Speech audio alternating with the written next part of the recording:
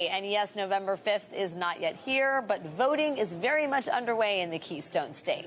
More than 1 million votes have already been cast, according to the University of Florida's Elections Lab. And yesterday marked the final day that Pennsylvanians could register to vote in the 2024 election. As of that deadline, the state has 3,971,000 registered Democratic voters, which is down slightly from 2020. And it has 3,673,000 registered Republican voters, which is slightly up from 2020. We're going to talk about those numbers in just a second. Now, the polls here show Pennsylvania locked in a dead heat. And since both campaigns consider this a must-win state, that means any single vote here could end up being the deciding one. With that reality, both campaigns are engaged in a battle at the margins. That means that instead of just trying to turn out voters in places where they do well, like red counties for Trump and blue strongholds for Harris, both campaigns are wading into enemy territory. They're each going into places where the other candidate is winning and trying to turn out the handful of people who don't vote the way the rest of their community does. For Trump, that means turning out a handful of his supporters in urban centers, where Harris is poised to win big.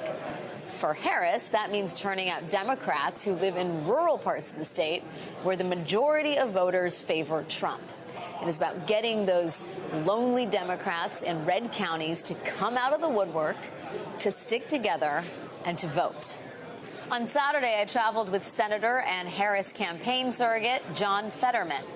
And we went to Schuylkill County, Pennsylvania, where he is literally the tip of the spear in Democrats' battle to peel off votes in Trump country. In the last two presidential elections, Trump beat both Joe Biden and Hillary Clinton in Schuylkill County by a more than 2-to-1 margin. But again, the Harris campaign isn't looking to win Schuylkill County in 2024. They're just trying to turn out every single Democratic voter they can in Schuylkill County to add to the total number of Democratic votes statewide. To give you a sense of what that means, in 2016, Trump won Schuylkill County by 43 points, helping him carry the entire state by less than a percentage point. In 2020, Trump won Schuylkill County by around 40 points.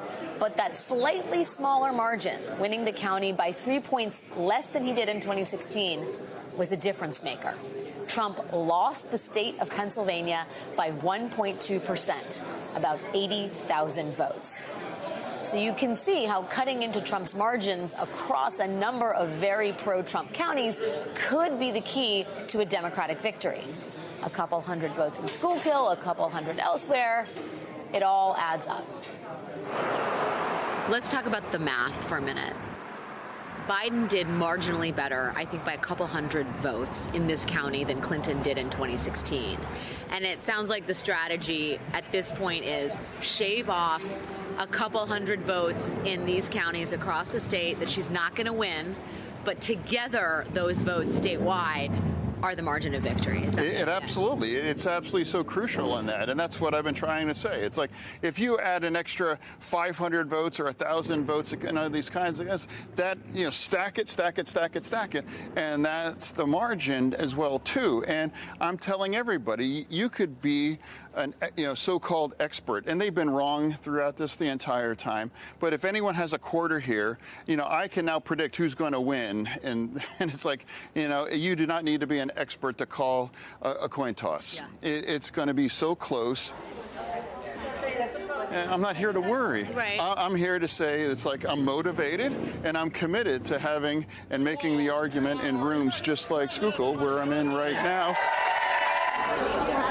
We're seeing a new sort of phenomenon emerge here, which is working class, lower income, urban and rural voters are increasingly going to the Republican Party, and Democrats have much more of a monopoly on affluent, educated voters. Does that concern you in terms of the broader trends for the party? It's not so much of a concern. It's just like a reality where we're at. We have to fight for every last vote. It's like people vote for what they happen to believe. And that's why it's going to be close. But I do fundamentally do believe that a majority of people will decide that they don't want to go back to that mess. You've met a lot of people that are definitely voting for Trump. But that's why, it's not about trying to figure it out at this point. It's just a matter of, hey, let's do everything that we can. Now, Senator Fetterman is right. Being a Democrat in Schuylkill County seems kind of difficult.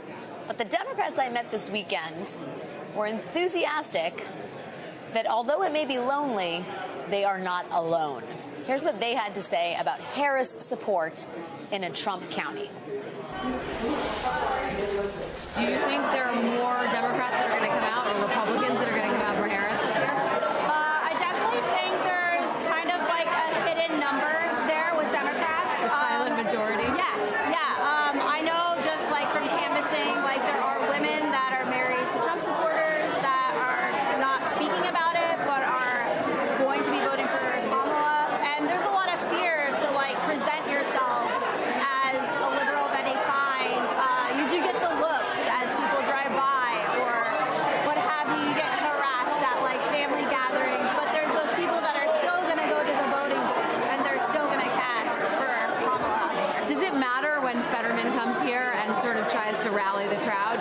I think it's nice to just like come to these things and feel that sense of community, but I think the most important things are talking to like the casual Republicans or like the independent voters and fact checking some of the beliefs that they have and having those honest but friendly conversations. I know personally there's a few people in my life that I think I've pushed to the Kamala side because they just needed some things clarified. So with all the misinformation out there. Were you here for 2020? Yeah. So Biden did a little bit better than Clinton in Schuylkill County and obviously in the state. That's how he won it. Yeah. Do you think Harris can improve upon the margins he had? Well, my gut feeling is telling me that yes, that is happening. And the reason why I think that's happening is because of working at headquarters and seeing people coming in, apologizing, kind of like, look, I'm a Republican, but I can't vote for him again. Or maybe they have voted for him in the past. But now they can, and they're requesting a Harris sign. That feels good. That feels good. Gives me hope. So you're a Republican, I'm a registered Republican, yes. but you're at a Democratic event for Kamala Harris. I am because I vote people, not party. I assume that means you're voting for Kamala Harris. Absolutely. I cannot vote for someone who I don't respect in terms of Trump. She's trustworthy. She's working for the middle class. I really, really think she has a good message for the American people. Do you feel like there are more Republicans like you who are just tired of Trump? I'm hoping there's a lot of people like me who are going to crawl out of the woodwork. Right. I'm really hoping that. But I live in a very, very rural community. My husband and I are totally in the minority. We pretty much keep our mouths shut. I've noticed that the Trump signs that I saw last year, all through the year, I don't see them anymore. I only see like one or two of them now. What about the Harris signs? I see more of them now. You do? And I didn't see. But you know what we need, though? We need to get a plane that carry Harris and Walz. Skywriter. Skywriter.